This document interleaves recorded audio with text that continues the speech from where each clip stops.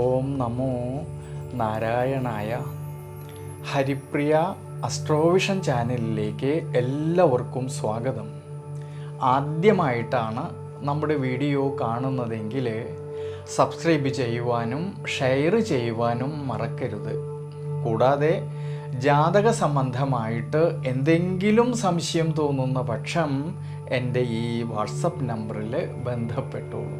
ഞാനിവിടെ പറയുന്നത് മൂലം നക്ഷത്രത്തിൽ ജനിച്ചവരുടെ സെപ്റ്റംബർ മാസത്തെ ഗുണദോഷ ഫലങ്ങളെക്കുറിച്ചാണ്.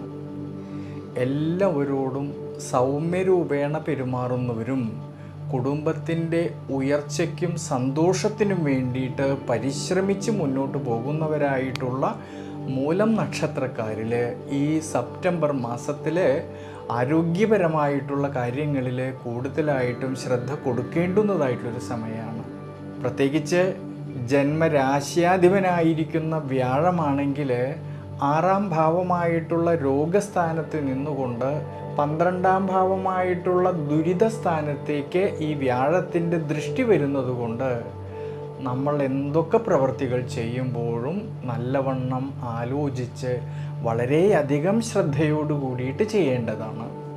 വിശേഷിച്ച് യാത്രകളിലും ഡ്രൈവിങ്ങിലും ഭക്ഷണകാര്യങ്ങളിൽ പോലും ശ്രദ്ധ കൊടുക്കേണ്ടുന്നതായിട്ടൊരു സമയം കൂടിയാണ് ഈ സെപ്റ്റംബർ മാസത്തിൽ. കുടുംബ ബന്ധങ്ങളിലും കുടുംബജീവിതത്തിലും വിഷമതകളും സുഖക്കുറവും വരാതെ നോക്കുന്നത് വളരെ നല്ലതാണ്.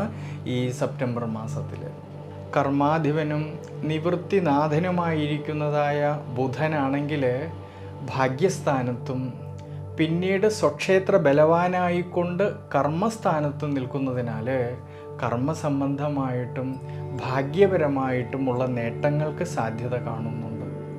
സ്വയം തൊഴിൽ ചെയ്യുന്നവരിലും ബിസിനസ് മേഖലകളിൽ പ്രവർത്തിക്കുന്നവരിലും അവർ അധ്വാനിച്ചതിൻ്റേതായിട്ടുള്ള നേട്ടങ്ങൾ കിട്ടുന്നതായിട്ടൊരു സമയം കൂടിയാണ്. ഔദ്യോഗിക മേഖലകളിൽ പ്രവർത്തിക്കുന്നവർക്കാണെങ്കിലും മേലുദ്യോഗസ്ഥന്മാരിൽ നിന്നുള്ളതായ അംഗീകാരവും അതുവഴി മനസ്സന്തോഷത്തിനും സാധ്യത കാണുന്നുണ്ട് ഈ സമയങ്ങളിൽ.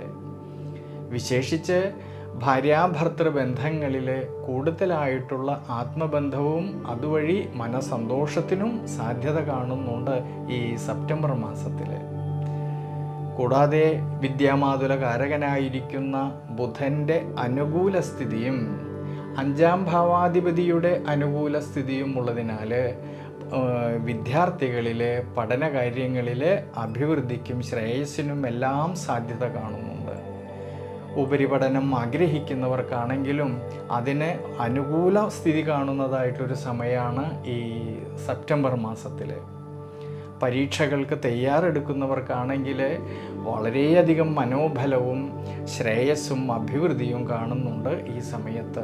അതുകൊണ്ട് ധനുരാശിയിൽ ജനിച്ചവരായിട്ടുള്ള മൂലം നക്ഷത്രക്കാർ ഈ സെപ്റ്റംബർ മാസത്തിൽ വിഷ്ണു ക്ഷേത്രത്തിൽ ഭഗവാന് തുളസിമാല ചാർത്തി പ്രാർത്ഥിക്കുന്നതും കദളിപ്പഴ നിവേദ്യം ചെയ്യുന്നതും വളരെ ഐശ്വര്യമായിട്ട് കാണുന്നു.